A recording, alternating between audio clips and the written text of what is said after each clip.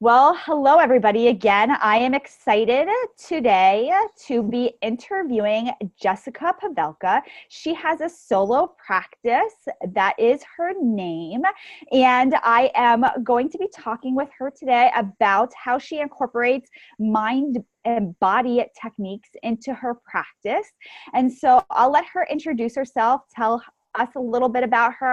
I'm curious about the cat in the background too. It's so funny because I'm at the office today, but if I do videos, it's a dog. Yeah, I I was just gonna say, got a oh, puppy. okay. It's so funny. Everybody's like, don't, put your animal away. And I'm like, if you've ever had an animal, like, that's absolutely impossible. It's funny because he looked smaller because there's a light, doesn't matter, but there's a light. So it looked like he was tiny. That's why I thought he was a cat. But Yeah. the last interview I did a couple weeks ago, my cat was like, hello, I'm here. He's like, shut him out. He'll meow for like the whole time. And so I might as well like Aw. introduce him on video, push him aside, and then he's fun. He just like wants to be involved. So it's very funny. Yeah, I like to just kind of accept and allow and let him be and have fun. And yeah, so I'm happy to be here. Yeah. So why don't you tell us a little bit about your practice and what you do? Yeah, sure. So I have a private practice in Philadelphia, and right now I specialize in cognitive behavioral therapy, working with adults, young adults, and I do some family counseling. Um, right now, I am incorporating yoga into my practice, and I do that through a workshop setting. So, coming this Saturday, I'll be in New York City at Sonic Yoga doing yoga for chronic stress. In the past, I've done various workshops, yoga for anxiety, and I have a workshop coming up in Philadelphia in February, yoga for depression. So, I really enjoy and find utility in bringing yoga and meditation into the counseling setting. On the side, it's been really fun to do meditation coaching with clients. So people that have the psychodynamic aspect where we're kind of like unpacking their past and exploring what's getting in the way of them being their highest self and living to their fullest potential. The meditation coaching is in addition to the therapy where we're really exploring how do we get you to feel happier in life. So I am right now training with Dr. Lauren Roche, who is based out of California, and he has a totally different perspective on meditation, far different from a traditional mindfulness meditation approach.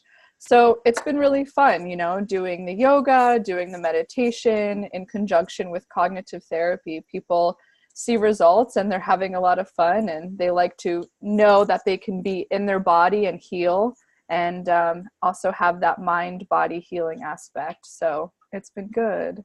So I have two questions for you. My first question is, how do you determine, let's say, what yoga poses that you would use in order to help people, like your yoga, workshop yoga for depression? Like, how do you tailor that to depression, for instance? Yes, it's a great question. So I really have to take into consideration an individual's constitution. So, for example, the February workshop for depression, it's in February because that's in the midst of winter, and people are really feeling the seasonal affect disorder. That's a time where people tend to hibernate, to isolate, perhaps overeat. It's really hard to get moving and active. So in that case, I apply all of what I know from a yoga standpoint and a psychology standpoint. And we consider, okay, well, let's work a little bit during the workshop with the kind of thoughts you're having. What are the thoughts that you're having this winter? What's keeping you stagnant? And then we'll do a little bit of vinyasa flow to get some of that prana energy flowing. The pranayama exercises, the breathing exercises that we'll be doing, it's very invigorating, very different from like a calming, cooling breath. So those are just kind of a few examples of how the asana and the breath practice would be different. Come back in fall when people feel really busy, they're getting back into the busy maybe school year. The holidays are approaching, people feel more anxious in fall. So last fall, the practice was very relaxing, restorative, cooling. So there's kind of an element that I just apply from the yoga standpoint and try to understand the mind, and consider how people are feeling based on the seasons, the time of year. So I hope that gives a little bit of an insight.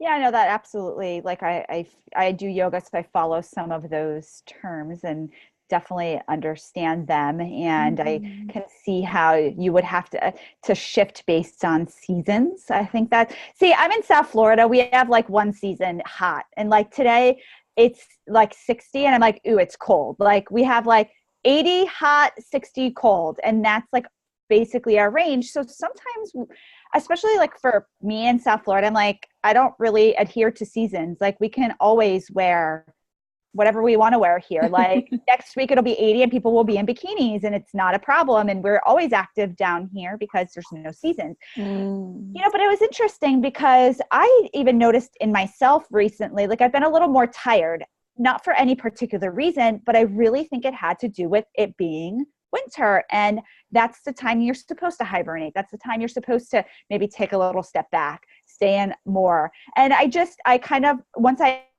identified that's what it was, even just in myself, I was like, oh, this makes sense. And I'm good with it. Like, and the summer comes and like you said, people are busy. You go back to school, you do vacations during the summer, things get really like that anxiety goes up. And so I think just learning to monitor those things and react accordingly, like you said, is wonderful.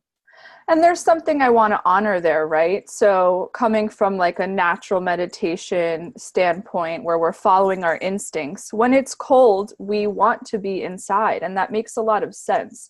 There's a lot of intelligence there. And so I don't want to get involved with that. I want to honor that. But there's a difference when it becomes too much. So the title of the workshop is Yoga for Winter Blues. So when is staying inside counterproductive to my mental health and my well-being? So there's kind of like that fine line, which I think why it's helpful having the counseling background in the yoga setting. I can really bring in these theories that help really bridge the gap between mind and body versus just body, just mind. Yeah, it's really bridging that gap. I love that. So I'm going to ask my second question. How do you maintain boundaries around doing yoga with either clients or potential clients? I think that's something I've seen in a lot of Facebook threads before, because you're going to be not in the therapeutic space. You're going to be in a different type of space. There may be some crossing of some boundaries, or just, for those of you who have done yoga, like awkward things happen during yoga for all of us. And so how do you navigate that? Yeah, it's a really good question. And I think people are talking more about what are the ethics behind incorporating the two. So like I said, right now, in terms of the yoga, I really keep that in a yoga studio setting. So my current psychotherapy clients, I do not practice yoga with them. I might give them some of the material that I bring to workshops so they can take home and they can practice on their own. For my current therapy clients, what I will do is guided meditation, breathing exercises. I do have a yoga mat in the office where clients feel inclined to sit on the mat just to do the breathing, but we're not doing any movement-based therapy. I think potentially chair yoga where I'm guiding them with my voice and cues that way. No, of course, hands-on adjustments or things like that. I think that would be okay. Another part of that is on my consent forms. I actually, by law, have to require that current and former clients refrain from attending my classes just to keep the lines kind of clear and not blur any boundaries. So that's how I make sure that, I'm avoiding any dual relationship.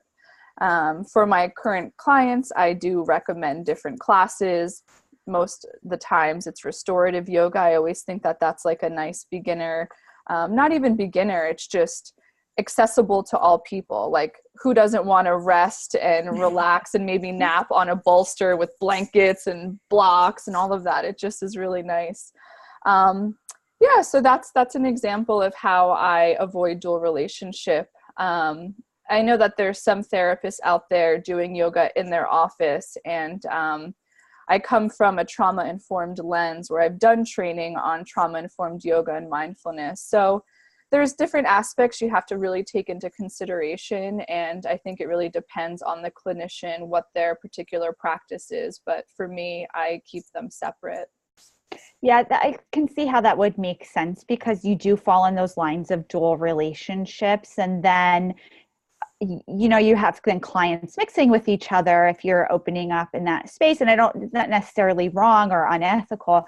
I just think you have to really monitor those boundaries. I think what I've seen for a lot of people is that they have yoga studios directly maybe in their office. And I think that can look maybe even a little bit different because you just have maybe more control or more influence versus if you are inviting clients to a yoga studio down the street from where you're at, and there can be some, if your friends want to come and take your class and then your clients. I mean, I think these are things that therapists navigate all the time with a variety of things that we do, even going to networking events sometimes or other, professional events where our clients or potential clients may be there. And so I think it's important to always be looking through the ethical lens, but I also think that we do have to be creative as therapists, the types of interventions that we do, knowing our clients. I loved when you talked about like maybe doing some chair yoga in your office and those kinds of things, because I even think about some of my clients that come from that sort of similar, like trauma-informed perspective. Like if you've ever read, The Body Keeps the Score by Bessel van der Kolk, like he talks so much about how when you have trauma, it stays in the body and that there is a detachment, and a great way is to get back to movement. And I love that.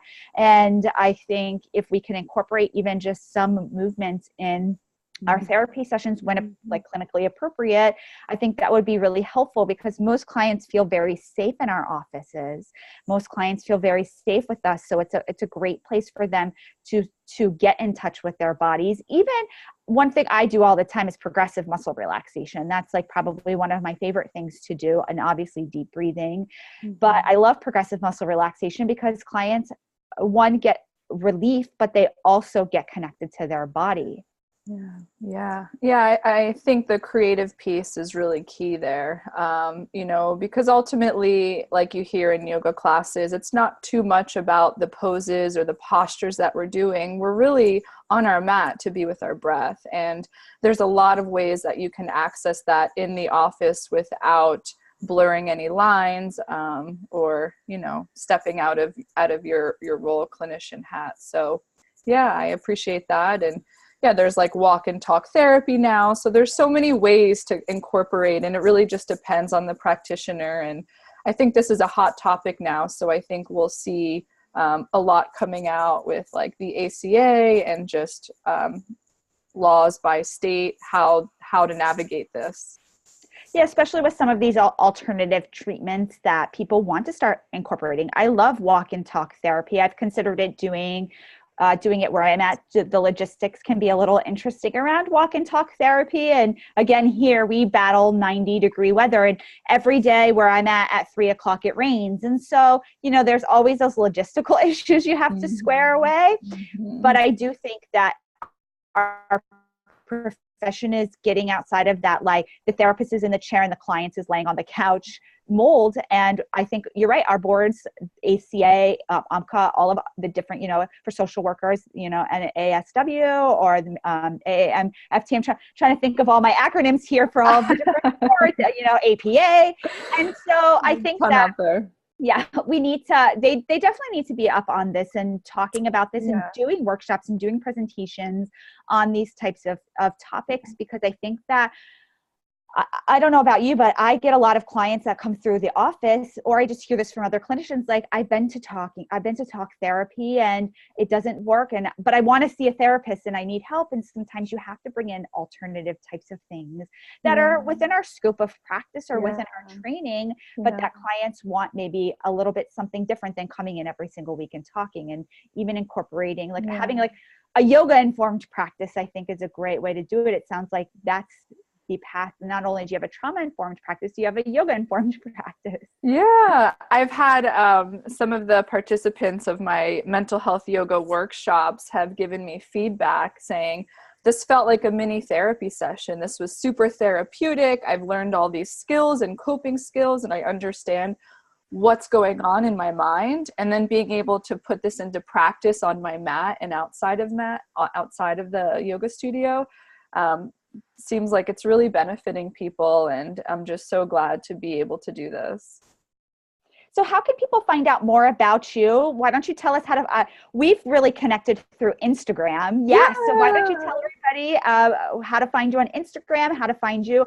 And I'll put this in the show notes too. If anybody wants to connect with you, if you're in the Philly area, like definitely reach out, connect, maybe attend a yoga class or one of these workshops. Yeah, definitely. So I have workshops pretty much every season. Like I said, there's 2 coming up this Saturday in New York, and then just follow me in Philadelphia. I also have a trauma-informed mindfulness-based stress reduction 8-week series where this meditation teacher and I really reworked the traditional MBSR model to be trauma-informed. We're really excited about that, and that begins in March 2019. If you want to stay connected with any events or just my practice, you can visit my website, jessicapavelkacounseling.com. You'll need to spell that out. Sure, yeah. Pavelka, P-A-V as in Victor, E-L-K-A. And then that's the same as my Instagram, Jessica Pavelka Counseling. So you can connect with me on Instagram, on Facebook. I do offer virtual meditation coaching. So I work with people across the states. And I'm happy to connect with anybody interested in learning more or wanting to hear about natural instinctual meditation. That's really excites me. So I hope to stay connected with some of you. Well, thank you for interviewing today. This was great. I'm like, oh, I want to go take a yoga class today. Yay! Not going to happen, but it's like, I would love for that to happen. Yeah, I see in the background, there's the chakras there. Yes. It looks like a Buddha over here. And it says namaste. This is like our calming. Wonderful. Yeah. So beautiful. Well, I'm so glad we connected, and thank you so much. This has been great. Great. And I wanted to also thank our sponsor, Therapy Notes. So for those of you that are looking for an electronic health record that is fully comprehensive, you can do your notes, you can do billing, you can send reminders. Take a look at Therapy Notes. It's therapynotes.com. And if you use the promo code Amanda, you will get 2 months free. I'm excited to say that I actually did a whole a tutorial with them. I'm really excited to start using Therapy Notes myself, and I would encourage anybody just to check them out. And we will be doing these videos once a week, and so be on the lookout. And thank you again, Jessica. It was awesome connecting with you. Yeah, so wonderful. Thank you.